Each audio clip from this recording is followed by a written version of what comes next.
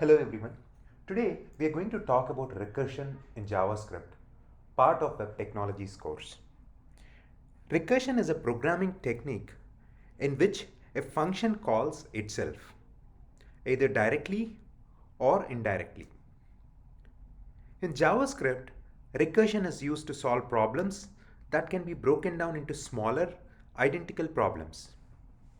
When a function calls itself, it creates a new execution context, which includes its own set of variables and a new call stack. This can be used to solve problems that require repetitive operations, such as traversing a tree or a linked list, or solving mathematical problems such as calculating factorial or Fibonacci numbers. A classic example of recursion is calculating the factorial of a number. The factorial of a number is the product of all integers from 1 up to that number. In this example, the function factorial takes one parameter, n, and checks if it is equal to 1. If it is, the function returns 1, which is the base case of the recursion.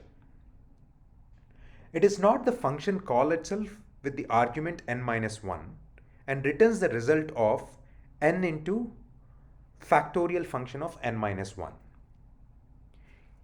Each time the function is called, it decrements the value of n by 1. And the function eventually reaches the base case, which is n equals to 1, and the recursion stops. It is important to note that the recursion can be very powerful and elegant, but it can also be dangerous if not used carefully. Recursion can lead to infinite loops or Stack Overflow errors. If the base case is not defined properly, or if the function does not properly decrease the input, to avoid this, it is important to always have a clear stopping condition, known as base case, which will stop the recursion, and a proper way to decrease the input in each recursive call. Another important consideration when using recursion is the performance. Recursive functions, especially those that make multiple recursive calls, can be less efficient than their iterative counterparts.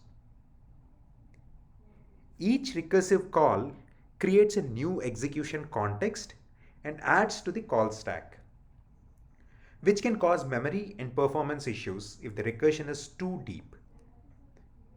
To avoid performance issues, it is also important to be mindful of the number of recursive calls made and to use an iterative solution when possible. Hope this was helpful. Thank you for watching.